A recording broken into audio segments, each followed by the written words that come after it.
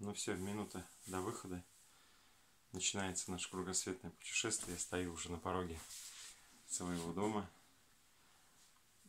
Нас ждет, я думаю, что просто незабываемые дни. Путешествие называется Алтайская кругосветка. Пройдем на пароме по всему Телецкому озеру.